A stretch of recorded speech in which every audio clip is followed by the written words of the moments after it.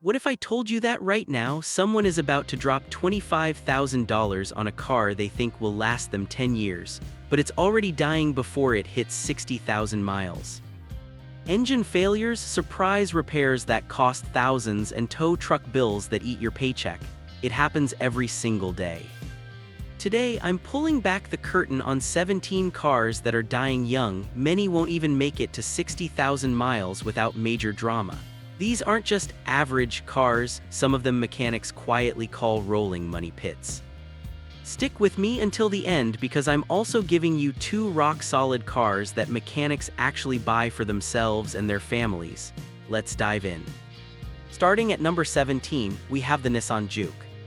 Once praised for its wild, frog-eyed looks and go-kart handling, the early Juke has aged like milk, especially the 2011 to 2014 models. Owners started hearing terrible rattling from the engine bay around 40-55k miles. That's the timing chains stretching and slapping around. Many Jukes also developed turbo issues that led to sudden power loss and very expensive repairs. Transmission problems on the CVT versions were so common that resale values tanked fast. Nissan eventually killed the model after 2017 and replaced it with the much more sensible Kicks. If you see a cheap used Juke, there's usually a reason it's cheap. Number 16 is the Ford Bronco Sport. It looks like it can conquer mountains, but a lot of owners found out the hard way that it's more show than go. One of the biggest headaches has been the 12-volt battery system. Ford issued a massive recall covering hundreds of thousands of 2021-2023 models because the battery would drain or fail suddenly, leaving drivers stranded or with power-assisted systems offline. The 1.5-liter EcoBoost engine has also been prone to early water pump failures, leading to coolant leaks and overheating. And some owners have reported scary brake vacuum issues that made stopping feel dangerously soft. It's a stylish crossover, but if you actually plan to use it off-road or rack up real miles, many are learning it wasn't built for the long haul. Coming in at number 15 is the Jeep Grand Cherokee. Jeep has built a loyal fanbase, but reliability has never been their strong suit. The Grand Cherokee is a perfect example. The totally integrated power module TIPM is a notorious failure point. It controls fuel pumps, wipers, and more. When it dies, your Jeep can stall randomly or even keep the fuel pump running after you shut the engine off.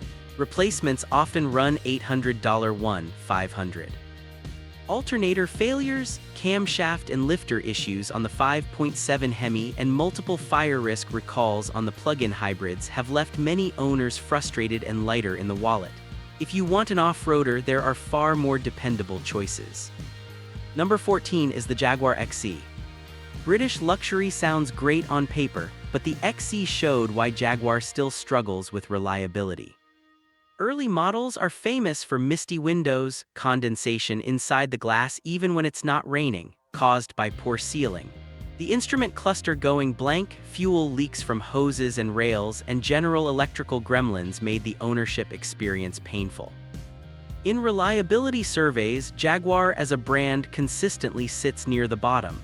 Beautiful car to look at, painful to maintain past 50-60k miles. Taking the 13th spot is the Dodge Journey. Marketed as a family hauler, the Journey often left families stranded instead. Random key fob failures, water leaking into the cabin from poor body seals, coolant flow issues that caused overheating, and crankshaft position sensor problems were all too common. Many owners also dealt with the car refusing to shift out of park. It looked like a bargain, but the repair stories tell a different tale. At number 12, we have the BMW X5. German engineering is supposed to mean bulletproof, right? Not always with the X5. In 2024, BMW recalled over 1 million vehicles, including many X5s, for braking system failures that could cause sudden loss of power assist. Coolant leaks, failing plastic reservoirs, and timing chain guide issues on V8 models have led to some truly massive repair bills. It drives beautifully when it works, but the long-term costs scare away a lot of smart buyers. Number 11 is the Chrysler 200. Transmission failures, random stalling, electrical gremlins with the totally integrated power module, and high failure rates during vehicle inspections. The Chrysler 200 checked all the wrong boxes. Chrysler even had to extend warranties on the transmission.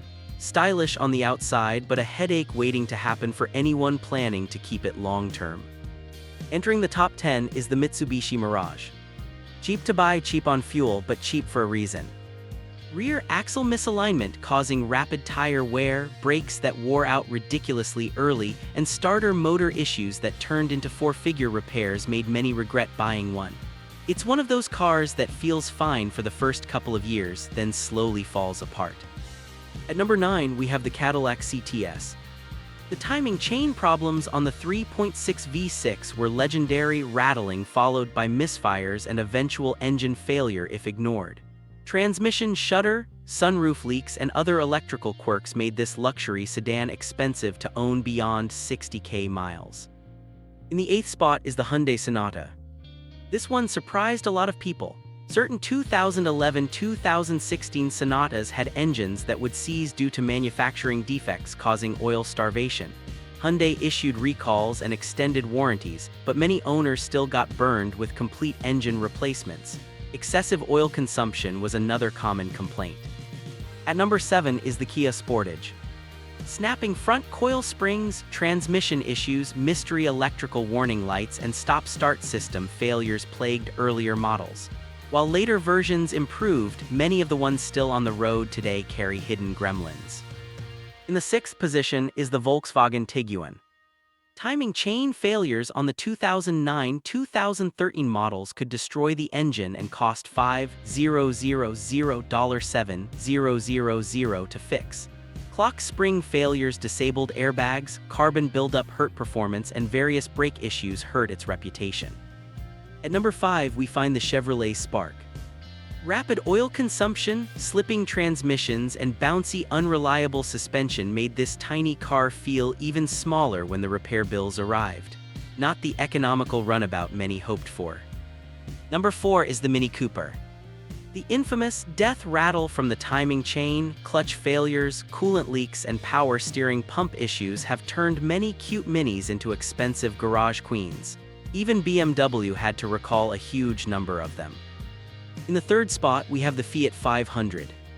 Gearbox and clutch problems, oil leaks, and door handles that literally snap off in your hand. The Fiat 500 is fun in small doses but rarely a smart long-term choice. Number 2 is the Ford EcoSport. Jerky transmissions, timing belt worries on the One EcoBoost, and disappointing real-world fuel economy made this small crossover fall short of expectations for many owners. Taking the 1st spot is the Land Rover Discovery. Air suspension failures, constant electrical problems, timing chain rattles, cooling system leaks, and transmission headaches. Beautiful, luxurious, and capable, but also one of the fastest ways to spend serious money keeping it on the road. Enough doom and gloom, let's talk about cars you can actually trust. Number 1 reliable pick, Toyota Camry, 2018 and newer. Mechanics love these cars for a reason. Bulletproof 2.5-liter 4-cylinder with a timing chain, incredibly durable transmissions, rock-bottom maintenance costs, and hybrids that regularly deliver 45-50 mpg. Plenty of owners are crossing 250,000-300,000 miles with just basic service. Resale value stays strong too. This is the car you buy and forget about for a decade. Number 2, Honda Civic, 2016 and newer. Simplified, tough drivetrains, excellent build quality, and that legendary Honda reliability. The 2-liter naturally aspirated engines are nearly indestructible. Many are easily surpassing 250,000 miles with original powertrains. Cheap and easy to work on, great fuel economy, and holds its value like few others in the compact class. There you have it, the cars I'd personally think twice about buying used if I plan to keep them long-term, and the 2 I'd happily put my own family in. If you want more videos like this, drop a like, subscribe, and tell me in the comments. What car are you thinking about buying right now? I read every comment and I'll tell you straight whether it's a good move or a future headache. Drop your questions below and I'll catch you in the next one. Drive safe out there.